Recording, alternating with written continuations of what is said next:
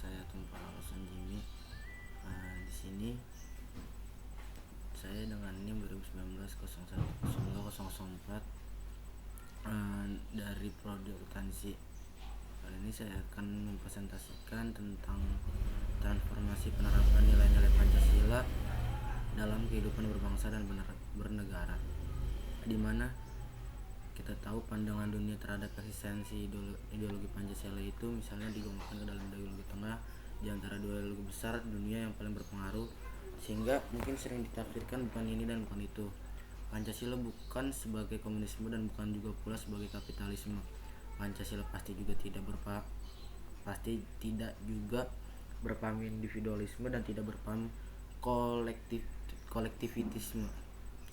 Nah, selanjutnya transformasi tiga tataran nilai ideologi Pancasila. Secara yuridis ketenegaraan, Pancasila adalah dasar-dasar NKRI yang dirumuskan dalam pembukaan UUD 1945 yang kelahirannya ditempa dalam proses perjuangan. Di sini terbagi menjadi 3, yaitu yang pertama nilai dasar, yang dimana nilai yang bersifat amat abstrak dan tetap yang terlepas dari pengaruh perubahan waktu.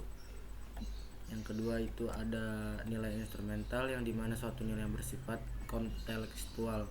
Dan yang ketiga itu ada nilai praksis, yaitu nilai yang terkandung dalam kenyataan sehari-hari.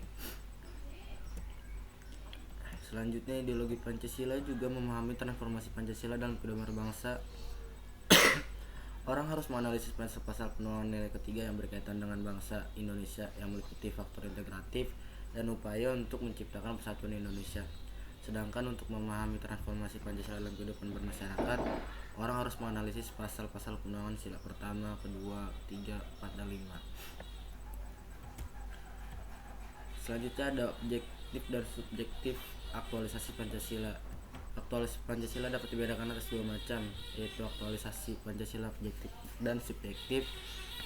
Yang pertama itu ada aktualisasi Pancasila yang objektif, di mana aktualisasi Pancasila objektif yaitu aktualisasi Pancasila dalam berbagai kehidupan kenegaraan yang meliputi kelembagaan negara, antara lain legislatif, eksekutif, maupun yudikatif. Yang kedua itu aktualisasi Pancasila yang subjektif, itu merupakan Pancasila yang dalam setiap pribadi, perorangan, setiap warga negara, setiap individu, setiap penduduk, dan setiap penguasa dan setiap orang Indonesia dalam aspek moral dan kaitannya dengan hidup dalam negara dan bermasyarakat. Di sini ada penjabaran nilai-nilai moral aktualisasi subjektif yang terkandung pada setiap sila dalam Pancasila. Yang pertama, sikap dan perilaku menjunjung tinggi nilai-nilai ketuhanan, melaksanakan kewajiban kepada Tuhan Yang Maha Esa, membina kerjasama dan tolong-menolong dengan pemeluk agama lain sesuai sikon di lingkungan masing-masing, mengembangkan toleransi dan tidak memaksakan suatu agama dengan kepercayaan terhadap Tuhan Yang Maha Esa kepada orang lain. Yang kedua itu sikap menjunjung tinggi nilai-nilai kemanusiaan, memperlakukan manusia sesuai dengan harkat dan martabat sebagai ciptaan Tuhan, mengakui persamaan derajat, mengembangkan sikap saling mencintai sesama manusia, dan gemar melakukan kegiatan kemanusiaan. Yang ketiga ada sikap dan perilaku menjunjung tinggi nilai-nilai persatuan Indonesia. Di sini sanggup dan rela berkorban untuk kepentingan bangsa dan negara jika suatu saat diperlukan, mencintai tanah air dan bangga terhadap bangsa dan negara Indonesia, kemudian mengembangkan persatuan Indonesia dan memajukan pergaulan dan persatuan dan kesatuan bangsa Indonesia. Yang keempat, sikap dan perilaku menjunjung tinggi nilai-nilai pemusyawaratan atau perwakilan. Di sini mengutamakan musyawarah mufakat dalam pengambilan keputusan bersama, tidak boleh memaksakan kehendak, dan mengakui bahwa setiap warga negara Indonesia memiliki kedudukan. Yang kelima, ada sikap menjunjung tinggi nilai-nilai keadilan sosial, mengembangkan sikap gotong royong, tidak melakukan perbuatan yang merugikan kepentingan orang lain, suka bekerja keras dan memecahkan atau mencari solusi atas suatu masalah baik pribadi, masyarakat, dan maupun berbangsa negara. Transformasi era milenial dan revolusi 40. Lonjakan ini perubahan teknologinya sangat pesat dan bahkan melebihi kecepatan daya pikir manusia yang kebanyakan itu tinggi. Meskipun kita tahu bahwa manusia sebagai aktor utama yang mempelajari dan menggali, mengkaji, menguji, dan menyimpulkan, dan pada akhirnya menemukan dan menggunakan atau menerapkan tema baru yang inovatif dan produktif tersebut. Di sini bersama dengan transformasi revolusi 40, lahirlah generasi baru sebagai user dan sekaligus sebagai programmer handal dalam memanfaatkan teknologi informasi dan komunikasi dewasa ini.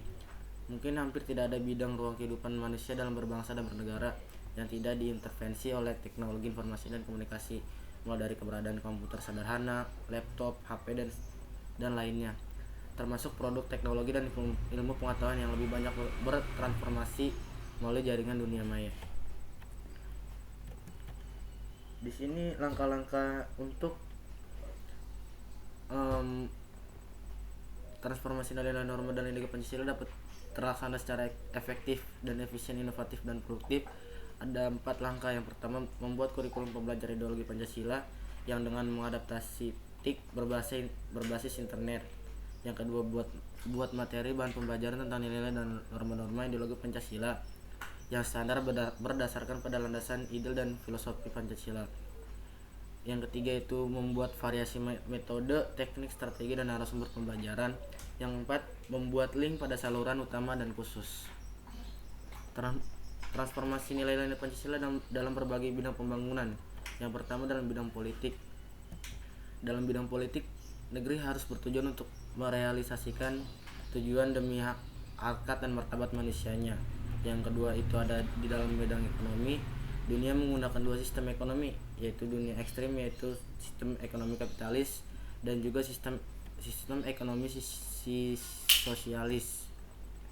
Selanjutnya yang ketiga, dalam bidang sosial budaya, di mana masyarakat Indonesia memiliki karakter hidup bergotong royong sebagaimana disampaikan oleh Bung Karno dalam pidatonya waktu tanggal 1 Juni 1945. Yang keempat ada dalam bidang hukum. Dalam bidang hukum ini salah satu tujuan negara Indonesia adalah melindungi segenap bangsa Indonesia dan seluruh tumpah darah Indonesia. Sekian dari saya. Terima kasih. Selamat siang.